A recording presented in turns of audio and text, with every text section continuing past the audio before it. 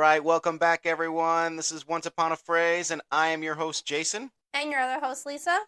And before we get started, just a reminder wherever you're listening to us, please rate and review the episode. It really does help. Also, don't forget to follow us on Instagram at Once Upon a Phrase.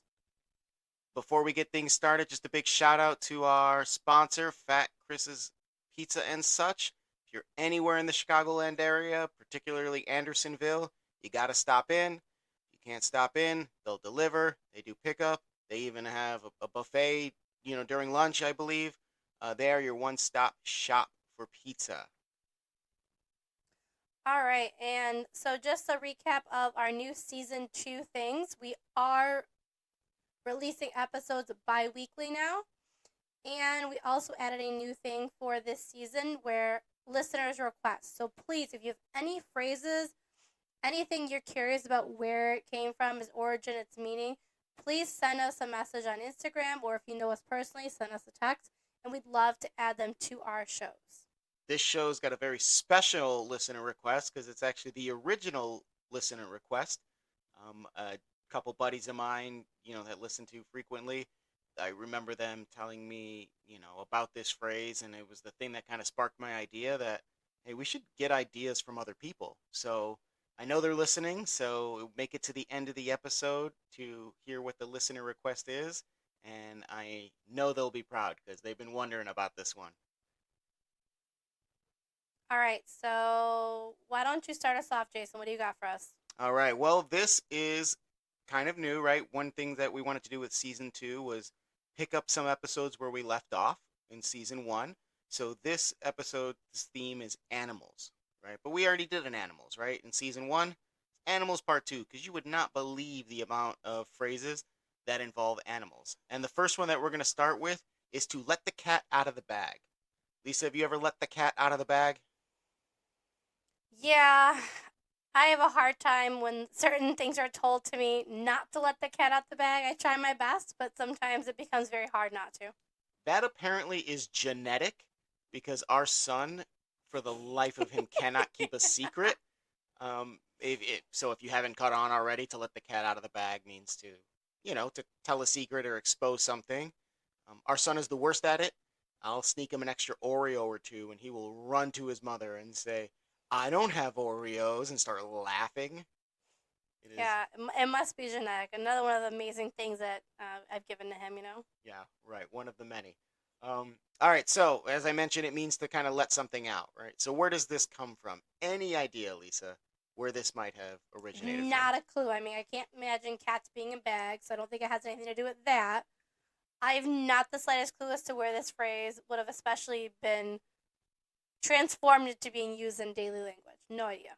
So, what if I told you it was not transformed at all? It literally means to let the cat out of the bag. Like out of like a paper bag or Absolutely. like a It's like a sack sack, or like a something. burlap sack. So, we're going to travel back to medieval Europe. Okay. And what used to happen is, I guess it would be the OG version of a farmer's market, right? Where people would go and basically like a medieval marketplace. Okay. Well, farmers would bring livestock and they would sell you things, not just fruit and veggies like we see at our farmers markets, but like actual livestock you could buy. Like a Right? cow, a goat.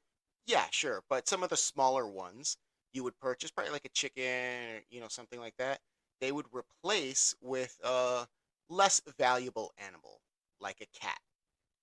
So they People would are just out here buying cats at farmers markets? no, they thought they were buying smaller and like smaller livestock like poultry, chickens, things like that. Okay. So what these farmers would do was very sneakily replace the chicken you bought with a bag with a cat inside of it. You would take it home and then be really really upset when you open it up and realize you got. I would be mad as ever if I thought I was getting a chicken for my farm or whatever I was living on, and a cat came out of the bag Yes, this is after I already paid someone whatever form of currency they were using. a, a pence, I don't know, but yeah, the old switcheroo. So they What? would get home and they would literally let the cat out of the bag, and the truth would be exposed that they got, and they didn't get their I'm just gonna keep saying chicken. It's the only animal I can imagine being a livestock animal being small enough to think that you were getting and could replace. That's about the size of a cat. So I guess not the same shape by any means. no, but I bet it flutters around just like a cat would in a bag. A chicken probably makes the same. Yeah, Okay. so they would reveal their deception, and then the secret was out that they didn't get. You That know, is ridiculous. I so would have never in it a million years I thought it was some sort of figurative. I mean, no obviously it's figuratively used very now, oh yes, but figurative now, but there's very no literal. way. Yes, very No way. literal in its origin. Basically, in medieval Europe, them farmers were, I don't want to say thieves, but we'll say sneaky. Very, very sneaky. I wonder what was put in place to like prevent that from happening. Like, did they have to not put them in like the burlap sacks anymore? They have to like carry it home on their own. They have to see it get put in the bag. Like, I don't I know. don't know. Maybe just open the bag and look before you walk away. I mean, it's I just don't like even leave a Wendy's drive-through without looking in my bag now. that's what I was just gonna say. Like, whenever I get fast food, because those of you that know me, I have like really particular orders for things, and I won't eat things if certain things are on them. I know I'm strange, but I Yeah, will what make a sure. joy to dine out with you. Love Sorry, you. go on. But I make sure that before I leave the second window of my food, I've gone through and inspected to make sure that all of my food is there and done right. So I guess it'd be like, hey, double check your bag to make sure it's not a cat. Like, Yeah. I don't know. It just seems like a strange thing, but All right. Well, that one I loved. So how are you gonna follow that up? so I found the phrase cold turkey. Have you ever heard that one before? Oh yeah, I've had tons of friends that have tried to give something up cold turkey. Right? That's when you quit something. Yes, it more often than not refers to like giving up like a sinful thing like alcohol or drugs or something like you should maybe like fast food. Not Yeah. usually a good habit. You should give No. up something bad for you in some way, shape, or But form. like without easing into it, right? Right. Like It's I like know. like tomorrow I'm giving up drinking cold turkey. That would mean that I I'm don't think just you should drink cold turkey. Oh, if you guys could see the look on her face. Sorry, go on. She can't even get it together. She's mad and also laughing. I love it. We gotta stream these episodes live. You guys should see this. all right. So, anyways, it refers to giving up something abruptly without like weaning off of it. So I was like, okay, so how does this relate to a Yeah, turkey? I still look at the turkey thing. Are turkeys alcoholics? No. So the possible origin, which I guess I had to make the mental picture, and you all can too, is that possibly cold turkey referred to the way people looked when they abruptly gave up something sinful. I'm gonna need you to elaborate on this mental picture you're trying to build. What do you mean how they looked? Okay, so I think So I'll explain, and then I'll give you what I was picturing in my head. So when people tend to give up things that they're addicted to, right, that they fiend for, they tend to like sweat, get goosebumps, kind of get pale in the face. Oh yeah, I've seen a lot of people that have given up smoking, for example. That yeah, their fiend is the right word.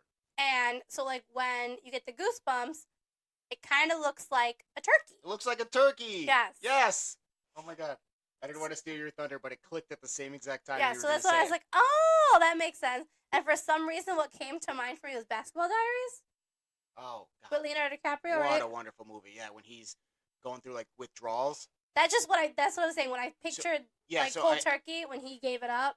I do think it's important to note out it's cold turkey because we're not talking about like a full blown like turkey with feathers walking around like gobble gobble. This is like what Like you'd get for Thanksgiving yeah, before you after, cook after it. it's Yes. plucked and clean, then Correct. it's a With the cold turkey. Mhm. So oh yeah, so if you've never like prepared the turkey for Thanksgiving, you probably can't make this mental connection.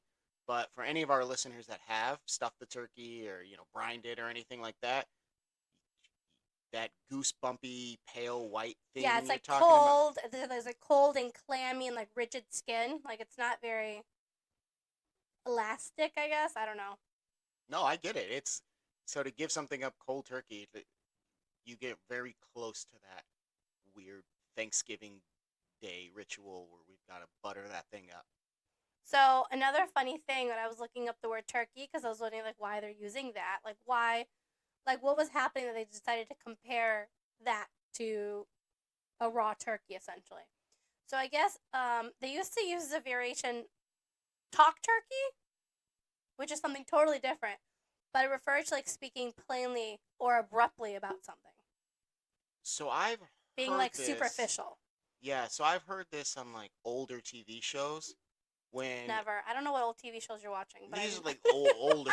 Yeah, me neither. I don't know. I stay up. The late nights when I'm passed out, snoring away, I'm sure he's watching Nice. shows that talk about talk turkey, but okay. All right, guys, let this be a moment in history at No, the no, 10 no! minute and 40-second mark, season 2, episode 5. My wife finally just admitted to snoring. The rest of this episode is obsolete. Who cares? We have to delete this. It didn't happen. I'm the only one that knows how to edit this.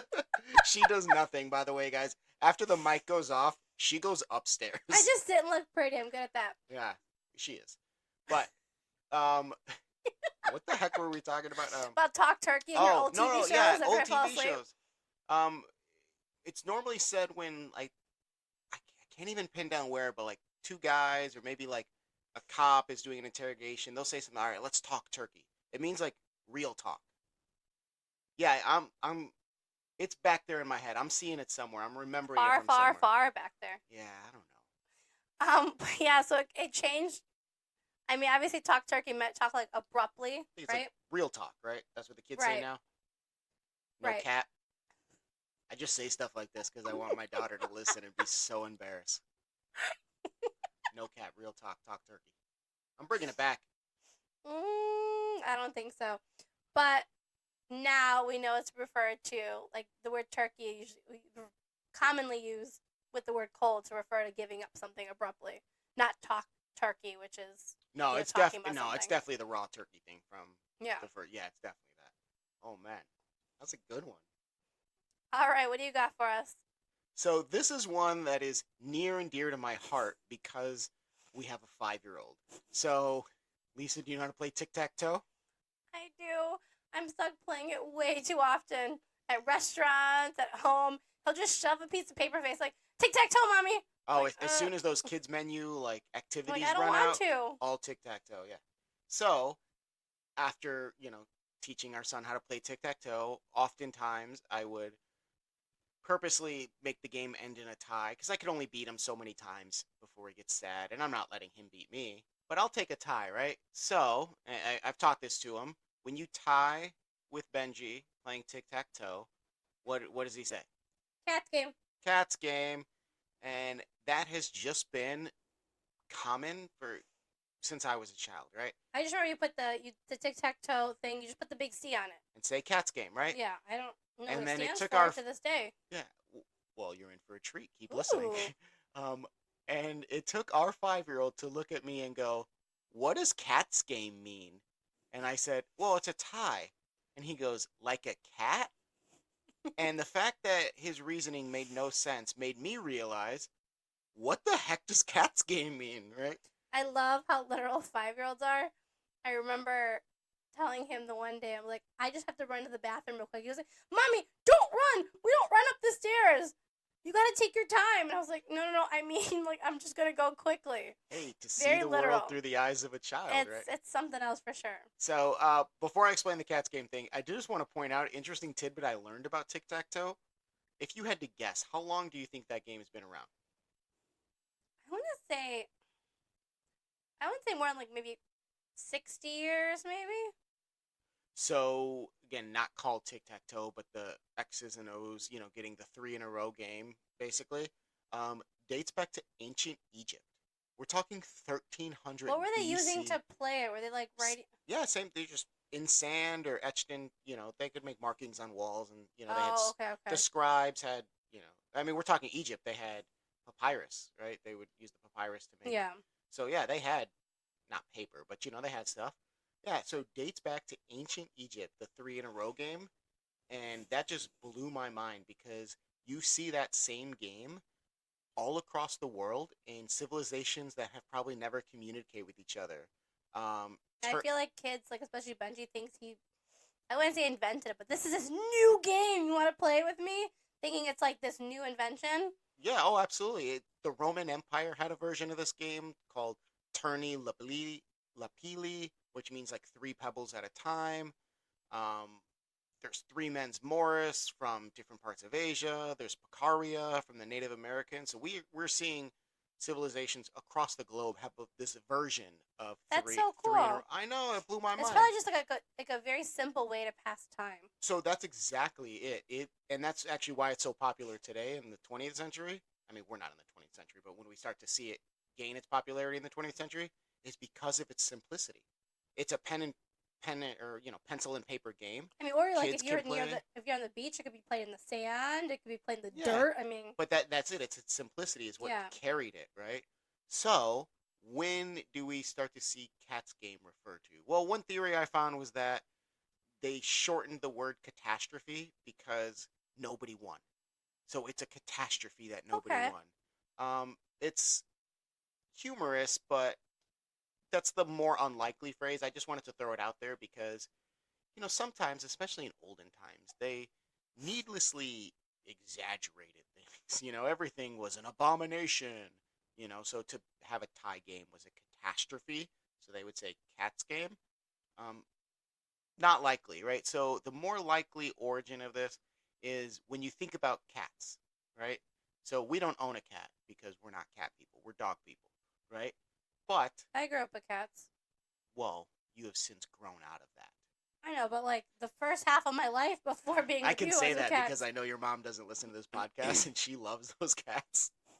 Um, but so cats are known, well, lots of animals, but maybe cats more specifically are known for their, I don't know how to say it, like they're pointless games, right? They'll chase a laser beam or they'll chase their tail or like the ball on the string. They just play stupid games, right? And there's no way to win.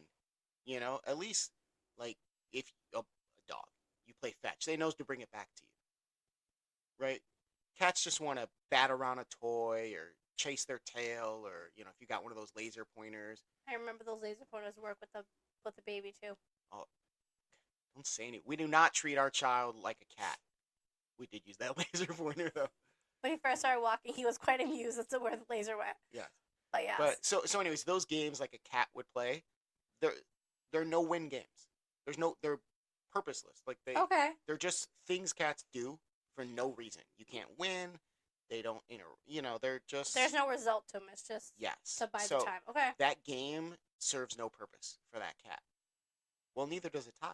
When nobody wins, that tic-tac-toe game you just played served no purpose. Therefore, cat's game. Okay. I think that's probably the more likely of the two. Yeah, I like the catastrophe thing, but there was almost no evidence to support that. But I did find the cat relation a little bit more, solid ground to have that theory on. All right, finish us off. All right. So my phrase I thought was interesting. I remember hearing it a lot as a child, and I'm sure you have too, even as an adult. Is "Don't be a chicken."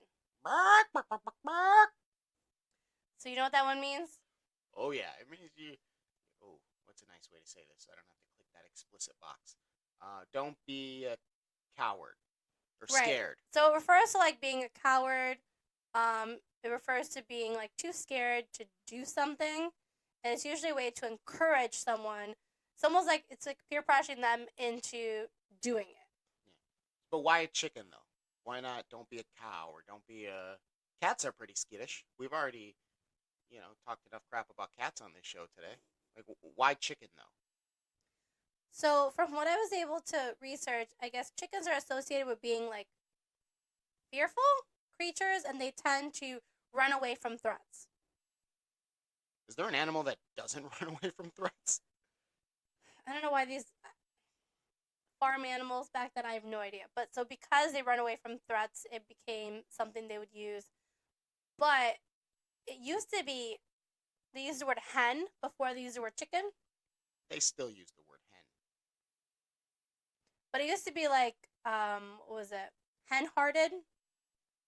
Oh, to be like you're hen-hearted, you're scared, like you got Mhm. like fear in your heart. Yeah, like you're so a coward. hen-hearted. Oh. And then Oh, like I'm back listening. back in like the 1450s, I'm calling people hen-hearted from now on. And then it slowly became hen got replaced You with chicken. hen-hearted scallywag. However, She's not impressed. Sorry, no, go on. no, I'm not. I'm just gonna keep going. Ignore him here. But then, if you were referred to as a cock, right, like a rooster, that was the Thank you for opposite. clarifying. That was referred to be like being brave. Yeah. So it's kind of strange how. Oh, is that where the word cocky comes from? Did we just sneak another one in here? Nailed it. So it's just crazy how chickens became the ones that were referred to being cowardly, while a rooster became known as something more brave and used as a compliment. So, it actually dates back. It was seen in print in Shakespeare in the 1600s, though, and I'm probably gonna say it wrong, but the phrase was "Forthwith they fly, chickens." He wrote, describing soldiers fleeing a battlefield. So that's the first, like, one of the times it was used in print to refer to being cowardly. Oh, so I mean, we've talked about this so many times on this podcast. How it takes something being in print, right? Whether it's Shakespeare or on a TV show or in a song, that once it's in print and once the media, which I guess in the 1600s, Shakespeare would be, you know, I mean, That would be the headline. media, Yeah, yeah. that would be, yeah. That's what everyone was watching the plays, yeah. Once it hits that medium, it's etched in stone, right? Right, because even if it's- chickens had, even the word chicken had no meaning in regards to being a coward, once Shakespeare uses that way in his play, that's how it's understood and that's how it's going to be portrayed. Yeah, and the way you talked about them fleeing the battlefield, like I can imagine a chicken like running away. They've got that wobble, with its wings out. It looks very cowardly. It reminds me of there's an old like saying, a Spartan saying from ancient Greece, where Spartan mothers used to tell their children to come back with your shield or on it because you were not allowed to flee the battlefield. You either died on the battlefield or not. It's if you came back without your shield, it means you threw your shield and you ran, right? Like a chicken. Like, and I'm just seeing that image when you're talking about how Shakespeare used that image of a chicken fleeing danger. Which, by the way, that probably wasn't said. Plutarch made that statement like 500 years after Sparta, so probably one of those things just to kind of make them seem cooler than they were. Not that the Spartans weren't cool. So, in regards to using the word chicken in a cowardly way, have you ever heard of playing chicken? Oh, yeah. By the way, quick side note. Notice how our talented host, Lisa, quickly got us back on track after I went off on that tangent about ancient Greece. I mean, it's always a history thing. I mean, it's always a history thing. Honestly, he would talk for hours of just the historical reference of something and go off on a tangent if I let him. All right, so go on. Playing chicken, yes. Okay, so playing chicken, I guess I've never played and never will because I'm not doing that. Because you're a chicken. Yeah. Would be two cars facing one another, and they would drive head on toward one another, and the first person who would veer off was the chicken. Would you ever play that game, or have you ever No, played? God, no. Okay. I got kids not Okay. playing that game. So I don't know if it was the same idea, but I remember as a kid, and I never did this either because I was too afraid to. But you would lay in the middle of the road and see how long you could wait until a car would come. I've never played this game. I don't know what answer you want to hear here. Am I supposed to say I've never done that? Please? Sure, then I have never done that. Oh, to be young and dumb. I've seen my friends do it, but I was like, I'm not laying in the middle of the street. Yeah, nobody should lay in the middle of the street. Let that be what you walk away with from this podcast today. Not about what the cat out of the bag means or anything. Don't Guys, play chicken. Don't play chicken. Don't lay in the street, okay? How about don't play chicken? That's probably a smart thing to take from this podcast. All right. All right, so what's our listener request today? All right, so very excited. This is the OG listener request. Before we started asking for, words from you guys on our social media, a couple good buddies of mine, I was over at their house and they were listening to the podcast earlier and they were like, you know what you should talk about? That phrase, like, you're all full of piss and vinegar. Where does that come from? It's just a wild thing. And I remember them just being like very adamant about like wanting to know where that phrase comes from because that phrase is crazy. So, Lisa, have you ever heard that? I have never heard of it, but just hearing those two words together, um, and I'm sure I'm wrong, but I feel like between like piss and vinegar being like a acidic type of liquid, that like it means like you're almost abrasive. Yeah, so it means somebody who's like lively or energetic, like very like on. You know what I mean? Like I almost wouldn't. I think of no. like an old homeless man, Oh no, so like full of piss. But I just no, no. You're okay. You're taking that I don't think literal. it. I don't think it of it lively. Yeah, so if somebody is full of piss and vinegar, they're very, like I said, energetic. They're lively. They are So it's a compliment. nah, no, crazy is not the right word. It's like somebody that is acting like very intense. You know what I mean? So okay, so what it comes from, it's an old English slang word from like, in the 1900s. But basically it was kind of a compliment because before, you think of anything bad, urine was actually seen as something with medicinal purposes.